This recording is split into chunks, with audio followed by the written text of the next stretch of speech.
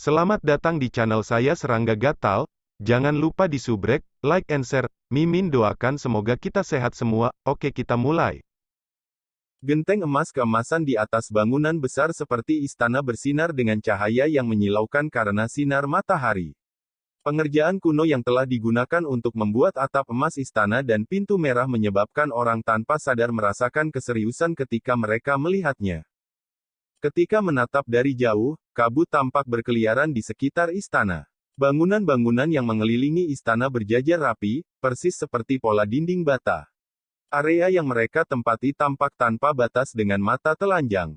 Dua kata, Dux Mansion, diukir di gerbang setinggi 50 kaki yang berdiri di depan pintu masuk. Rumah besar yang menempati area lebih dari 2 km ini bukan milik kota. Sebaliknya, itu adalah bangunan tunggal yang terletak 50 meter di barat laut ibu kota Kekaisaran Bintang Luo, kota Star Luo. Dari sini Anda bisa melihat bahwa pemilik rumah besar ini memegang posisi terhormat dalam Kekaisaran Bintang Luo.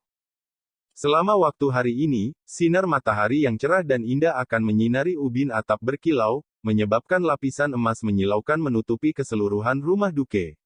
Anda bahkan bisa samar-samar melihat pemandangan ini di atas tembok kota Star Luo City. Pintu belakang area utara Dux Mansion terbuka tanpa suara, dan sesosok kurus-kurus keluar. Sosok itu adalah seorang pemuda yang tampaknya berusia sekitar 11 atau 12 tahun. Perawakannya proporsional, dan dia mengenakan kemeja kain abu-abu yang sederhana namun bersih. Dia juga memiliki seuntai kain kecil di punggungnya. Rambut hitam pendeknya tampak rapi dan rapi. Pandangan tegas, yang dipenuhi dengan intensitas yang melampaui semua teman sebayanya pada usia yang sama, hadir di wajahnya yang tampan. Setelah dengan lembut menutup pintu belakang Dux Mansion di belakangnya, pemuda itu dengan cepat berlari beberapa langkah ke depan. Namun, dia tiba-tiba berhenti untuk melihat kembali ke rumah Duke, matanya yang biru tua dipenuhi dengan kebencian. Ibu, awasi aku dari tanah almarhum. Tidak peduli seberapa keras saya harus bekerja, akan ada hari ketika saya kembali, dan menginjak-injak semua yang ada di sini di bawah kaki saya. Karena itu, saya akan menghormati Anda dengan mengubah nama keluarga saya menjadi milik Anda, Huo. Mulai sekarang, namaku adalah Huo Yuhao. Setelah menyelesaikan kalimatnya, dia berbalik menghadap Dux Mansion, dan menatapnya dalam-dalam. Kemudian, dia berbalik dan pergi tanpa pikir panjang. Dia tidak menuju Star Luo City, yang terletak di barat daya Dux Mansion. Sebaliknya, dia pergi ke utara. Sosok mungilnya berangsur-angsur menghilang ke kejauhan saat sinar matahari siang yang kuat menyinari dirinya. Meskipun tubuhnya kurus, cara yang ditinggalkannya sama sekali tidak menimbulkan perasaan tak berdaya sama sekali. Ada jalan lebar di semua sisi Dux Mansion. Huo Yuhao terus berlari ke depan, matanya perlahan berubah semakin merah. Ibu, ekspresi tidak mau dan tidak diinginkan yang dimiliki ibunya ketika dia meninggal tanpa sadar muncul dalam pikiran Huo Yuhao, menyebabkan dia mengepalkan giginya dengan erat. Saya harus menjadi lebih kuat. Ibu mengajari saya bahwa seseorang hanya bisa mengandalkan diri sendiri. Seseorang hanya bisa menjalani kehidupan yang lebih baik jika mereka kuat. Adegan-adegan dari ingatan Huo Yuhao tanpa henti melintas di benaknya. Ibu Huo Yuhao telah menjadi salah satu pelayan pribadi Duke, dan tumbuh bersama Duke. Seorang pelayan pribadi hanya ada demi melayani tuannya, tetapi Huo Yuhao diam-diam muncul di dalam perut ibunya suatu malam, 12 tahun yang lalu. Dia hamil selama 10 bulan, sebelum akhirnya melahirkan suatu hari. Terlepas dari apa yang identitas ibu Huo Yuhao sebelumnya miliki, ia masih putra adipati. Oleh karena itu, meskipun perlakuannya di dalam istana tidak dapat digambarkan sebagai hal yang baik, itu masih tidak terlalu buruk. Ibunya tidak lagi tetap menjadi pembantu, dan mengandalkan kemuliaan anaknya untuk mendapatkan halaman untuk dirinya sendiri. Dengan demikian, semuanya seharusnya berlanjut tanpa masalah, tetapi siapa yang bisa tahu bahwa bencana akan tiba begitu cepat? Sang Duke pergi berperang sebagai perwakilan Kekaisaran Bintang Luo, meninggalkan semua urusan internal istana kepada istri adipati. Istri adipati sudah memiliki 2 putra dan seorang putri, dan dia memperlakukan apapun yang dapat memengaruhi anak-anaknya sebagai hal-hal yang perlu ditekan. Segalanya cukup baik bagi Huo Yuhao dan ibunya saat Duke berada di mansion, tetapi ketika dia pergi, mansion menjadi dunia istri Duke. Selain itu, dia adalah putri favorit Kaisar Bintang Luo saat ini. Ibu Huo Yuhao tumbuh besar di samping Duke, yang membuatnya sangat disayanginya. Karena itu, dia selalu iri pada istri Adipati. Setelah Duke pergi, dia segera menjadi target utama bagi istri Duke. Dengan alasan ibu Huo Yuhao terjangkit penyakit menular, dia mengejar mereka ke gudang kayu pelayan, yang terletak di bagian belakang mansion. Selain itu, dia memotong semua sumber pendapatan mereka saat ini. Huo Yuhao baru berusia 2 tahun ketika ini terjadi. Ibu Huo Yuhao tidak memiliki tubuh yang sehat sejak awal, sehingga gaya hidup yang sulit yang harus mereka jalani menyebabkan tubuhnya runtuh secara bertahap. Terlebih lagi, para pelayan di bawah kendali istri Adipati akan sering menekannya, menyebabkan dia tiba-tiba meninggal karena penyakitnya ketika Huo Yuhao berusia 10 tahun. 4.000 tahun yang lalu, benua Douluo bertabrakan dengan benua matahari bulan, yang melayang akibat Samudra Barat.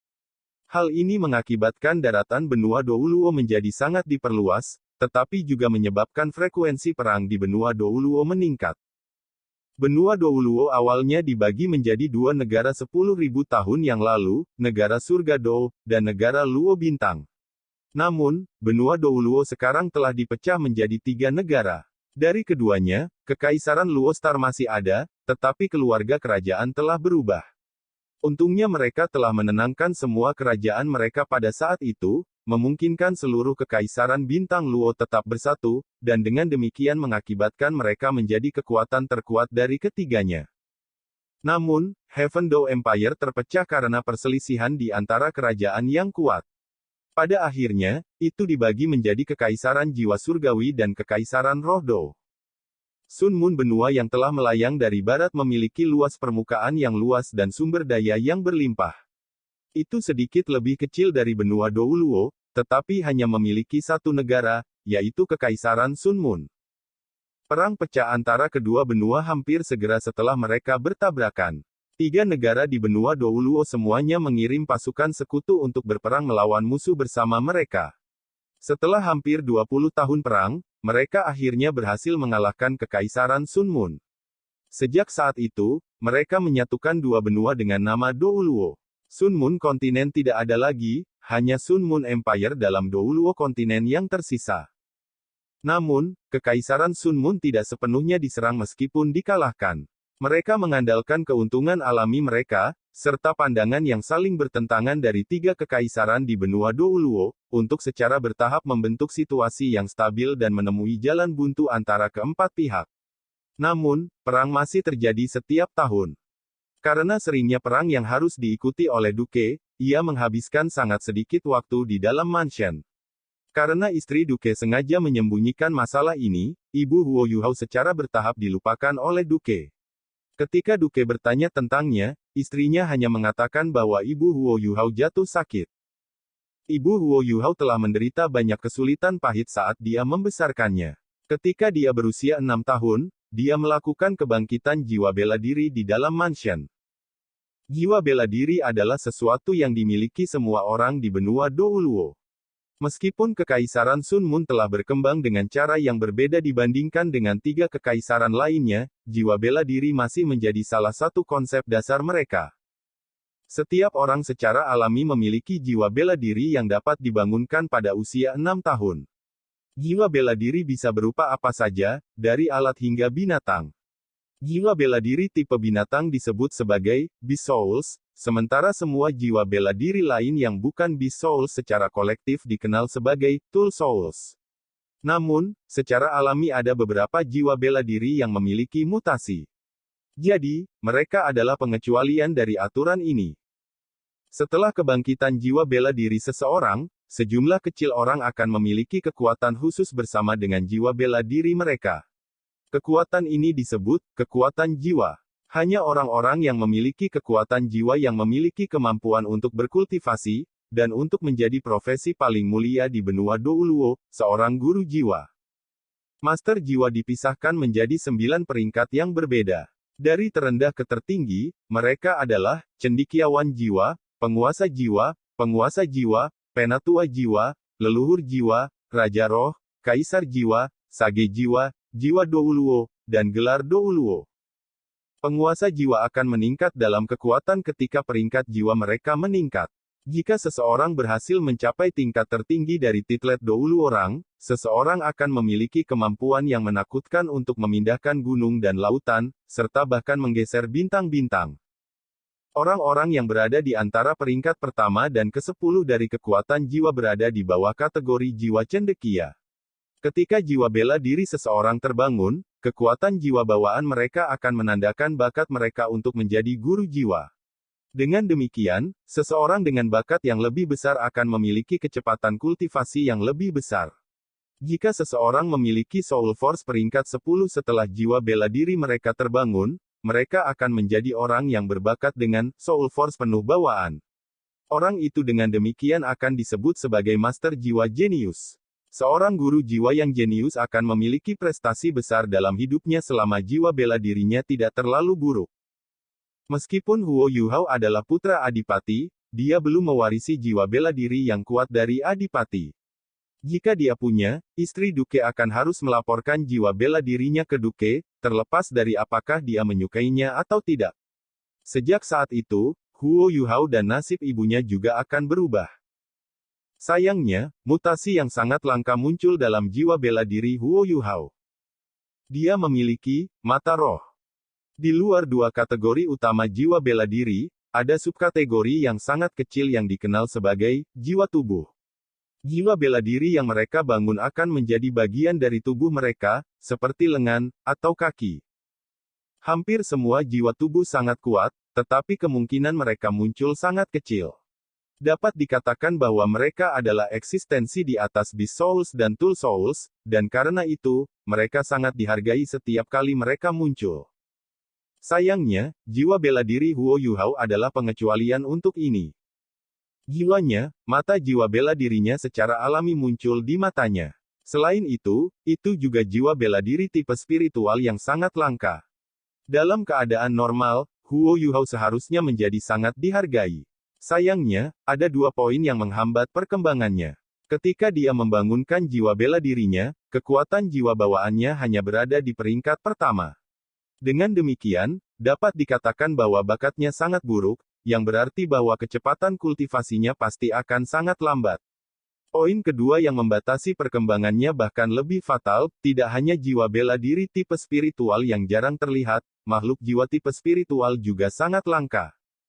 Setiap kali kultivasi master jiwa mencapai bottleneck peringkat jiwa ke-10, mereka akan perlu membunuh binatang jiwa yang kompatibel dengan jiwa bela diri mereka, dan kemudian akan perlu menggunakan cincin jiwanya untuk menerobosnya. Tidak hanya cincin jiwa yang diperlukan untuk menembus kemacetan, tetapi mereka juga akan memberikan keterampilan master jiwa. Ini juga salah satu asal-usul kekuatan jiwaku. Digabungkan, kedua faktor ini praktis membuat Huo Yuhao tidak memiliki prestasi selama masa hidupnya. Namun, pada akhirnya dia masih putra Adipati. Dengan demikian, ia masih berhasil mendapatkan metode budidaya kekuatan jiwa yang sederhana. Bahkan anak-anak dari beberapa pelayan di Istana Adipati mampu mencapai peringkat jiwa ke-10, dan bisa menjadi penguasa jiwa dalam waktu 3 tahun untuk membangkitkan jiwa bela diri mereka. Namun, Huo Yuhao telah mencapai usia 11 tahun ini. Dia sudah berkultivasi selama 5 tahun, namun kekuatan jiwanya baru saja mencapai peringkat jiwa ke-10. Terlebih lagi, dia bekerja 3 kali lebih keras dari teman-temannya. Setelah ibunya meninggal, Huo Yuhao tinggal di rumah Adipati selama 1 tahun lagi. Dia masih muda, jadi dia tidak memiliki sumber penghasilan apapun setelah dengan terburu-buru meninggalkan Dux Mansion. Dengan demikian, dia hanya bisa menekan semua keluhannya dan membenci dengan hatinya. Dan, karena penindasan yang harus dideritanya, pikirannya telah menjadi lebih dewasa daripada teman-temannya. Ibunya mengatakan kepadanya bahwa satu-satunya cara baginya untuk menjadi luar biasa adalah menjadi seorang guru jiwa. Bahkan jika dia hanya menjadi penguasa jiwa biasa, statusnya masih akan jauh lebih tinggi daripada orang biasa lainnya di benua Douluo. Kemarin, Huo Yuhao akhirnya berhasil meningkatkan kekuatan jiwanya ke peringkat ke-10, ini dengan bakatnya yang sangat buruk, dan setelah 5 tahun bekerja keras. Ini juga hari di mana dia berencana meninggalkan Dux Mansion. Dia membutuhkan cincin jiwa. Bahkan cincin jiwa 10 tahun tingkat rendah akan baik-baik saja. Dengan begitu, dia memiliki kesempatan untuk menjadi guru jiwa sejati yang memiliki keterampilan pribadinya sendiri. Di Douluo benua, binatang buas diberi peringkat sesuai dengan jumlah tahun yang mereka jalani. Kekuatan cincin jiwa mereka terkait erat dengan ini, serta kekuatan mereka secara keseluruhan. Secara umum, Beast Soul dipisahkan menjadi 10 Beast Soul tahun, Beast Soul 100 tahun, Beast Soul 1000 tahun, Beast Soul 10.000 tahun, dan Beast 100.000 tahun. Penguasa jiwa harus secara pribadi membunuh binatang buas untuk mendapatkan cincin jiwa darinya ketika mati. Huo Yuhao tahu bahwa, jika dia terus tinggal di Istana Duke, dia tidak akan memiliki kesempatan untuk mendapatkan cincin jiwa. Praktis tidak ada orang di sana yang mau membantunya. Karena ini, dia dengan terburu-buru memutuskan untuk meninggalkan Istana Duke, meskipun dia tahu bahwa itu adalah hal yang sangat berbahaya baginya untuk mencari binatang berjiwa spiritual tipe sendirian. Lagi pula, anak sapi yang baru lahir tidak akan takut pada harimau. Huo Yuhao dengan cepat tiba di jalan utama saat dia berjalan menuju utara. Meskipun masih muda, dia sudah membuat persiapan demi mendapatkan cincin jiwa. Selain satu set pakaian bersih, ia juga membawa ransum kering di tasnya, serta sejumlah uang yang diperoleh ibunya melalui kerja keras. Dia juga memiliki belati di tasnya. Tetapi yang paling penting, ia memiliki peta sederhana benua. Baik Dux Mansion dan Star Luo City terletak di wilayah utara tengah Kekaisaran Star Luo, dan daerah yang dipilih Huo Yuhao untuk berburu binatang buas adalah Great Star Dove Forest yang berbatasan dengan bagian utara Star Kekaisaran Luo dan Kekaisaran Tianhun. Berbagai jenis binatang buas hidup di dalam hutan, yang hampir sebesar provinsi. Selain itu, tidak ada kekurangan keberadaan tertinggi di dalam hutan. Jika ada orang lain yang tahu bahwa Huo Yuhao yang berusia 11 tahun telah berani memasuki hutan Star Dove sendirian, tanpa seorang guru yang menemaninya, mereka pasti akan terkejut terpana. Dia melebih-lebihkan kemampuannya sendiri. Karena dia tidak memiliki keterampilan sama sekali, dia mungkin bahkan tidak bisa memenangkan pertarungan melawan binatang jiwa 10 tahun. Jalan utama benar-benar lurus, sehingga Huo Yuhao dengan cepat berjalan di sepanjang itu, mengikuti pinggir jalan. Meskipun dia masih muda, dia masih peringkat ke-10 jiwa cendekia. Kekuatan fisiknya jauh lebih besar daripada orang dewasa normal. Huo Yuhao menatap jauh ke kejauhan saat dia berjalan maju. Jika seseorang memperhatikannya dengan cermat, mereka akan melihat bahwa mata birunya yang biru langsung menjadi lebih jernih, dan samar-samar tampak ada cahaya yang berkedip di dalam diri mereka. Sejak dia membangunkan mata rohnya, Huo Yuhao telah menemukan bahwa visinya melebihi orang biasa. Pada jarak yang relatif dekat, dia bisa melihat banyak detail kecil yang orang biasa tidak dapat melihat dengan jelas. Pada jarak yang lebih jauh, jarak pandangannya lebih dari 2 kali jarak orang biasa. Kekuatan visinya juga terus meningkat dalam kombinasi dengan tingkat kekuatan jiwanya. Perubahan yang muncul saat kultivasinya meningkat membuat kepercayaannya pada kata-kata ibunya meningkat. Seorang guru jiwa, saya harus menjadi guru jiwa. Ibu pernah berkata bahwa aku akan menjadi sistem kontrol jagoan pertempuran jiwa jika aku bisa mendapatkan cincin jiwa. Bukan karena jiwa bela diri saya buruk, tetapi bakat saya buruk. Karena itu, saya hanya akan bekerja lebih keras dan berkultivasi lebih lama daripada orang lain. Huo Yuhao berkultivasi saat ia maju ke depan, didukung oleh keyakinan yang tegas ini. Ketika dia haus, dia akan mencari mata air, ketika dia lapar, dia akan memakan beberapa biskuit kasar yang dia bawa. Selain bergegas maju dalam perjalanannya, dia akan duduk dan bermeditasi. Fakta bahwa dia benar-benar dapat bergerak sejauh 300 mil dalam satu hari, pada usianya, bukan keajaiban. Namun, dia hanya memiliki 7 koin jiwa perak dan 5 koin jiwa tembaga, yang membuatnya sangat hemat dengan uangnya. Sejak perang antara benua Douluo dan benua matahari bulan telah berakhir, benua itu telah mengalami ribuan tahun perubahan. Mata uang yang digunakan sekarang sepenuhnya bersatu, 1 koin jiwa emas sama dengan 10 koin jiwa perak, yang sama dengan 100 koin jiwa tembaga. Ketika dia masih muda, ibunya kadang-kadang diam-diam membawanya keluar dari rumah Adipati untuk mencari buah-buahan dan tumbuhan liar di hutan untuk dimakan, hanya demi memberinya makan yang lebih baik daripada biasanya. Dengan demikian, jumlah tanaman yang diakui Yu Hao kecil cukup tinggi.